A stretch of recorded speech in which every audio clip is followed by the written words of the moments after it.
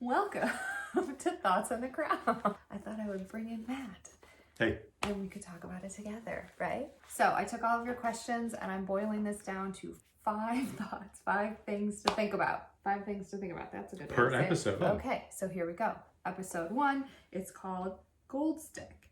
As Elizabeth welcomes Britain's first Prime Minister and Charles meets a young Diana Spencer, an IRA attack brings tragedy to the royal family. I appreciate the person who sent this in because number 1, and this is something that could apply to every episode, please address the fact that it's massively dramatized. People seem to be taking it as fact. Do you watch and think that this actually happened? There are points when you have to remind yourself that like the big moments happened, but they didn't happen the way necessarily that they're portrayed, and then the small moments are kind of all made up, right? Yes, all the dialogue and stuff obviously did not happen. It is not a documentary, it is a dramatization. The thing that I think that holds the power here is it affects how we feel about them. So that's something to keep in mind. So we'll think about that throughout this. Okay. Okay, number 2, Emma Corrin as Diana Spencer. Did you have any expectations? The only expectations I had were from you, from the article that you wrote for Town and Country about Emma Corrin being very new to acting and this being one of her first roles. She's very unknown, like that's just a fact. Yeah. She was very plucked out of nowhere kind of thing. She portrays the sort of nervousness and naivete that is very true to Diana in those early years because she was a teenager when she started dating Charles, and I think that would be a very hard thing to act.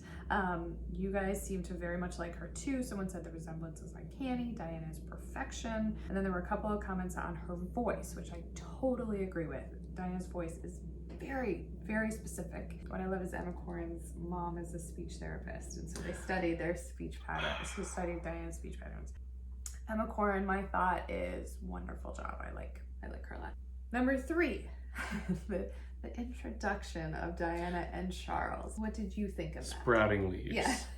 I think I literally came up to you and said like, well, that didn't really happen. That did not happen. It's really important to understand that the royal family and the Spencers, Diana family, were intertwined. You know, the Spencers are an aristocratic family and certainly had crossed paths many times. The families had spent Christmas Day together. You know what I mean?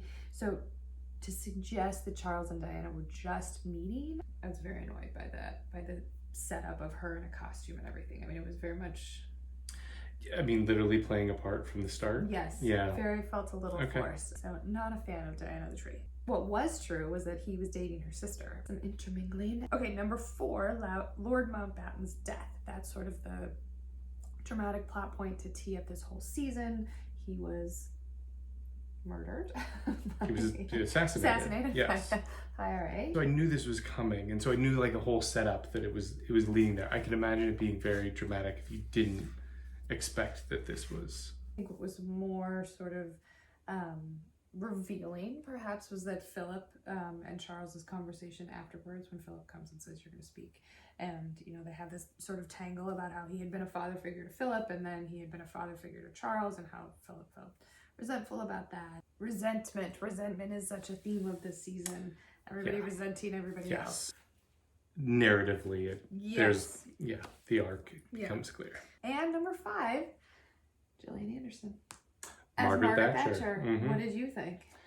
I mean, she definitely lost herself. You didn't watch it and say like, oh, it's Gillian Anderson. It's totally just gone. I was like, wait a minute, who is Margaret Thatcher? And then I Googled it. I was like, oh my God, it's Gillian Anderson. People in my question box use the words epic and superb. So I think we are team Gillian Anderson over here. Yeah. Somebody also said, not sure if it's the backdrop of 2020, but this season felt darker and heavier than others.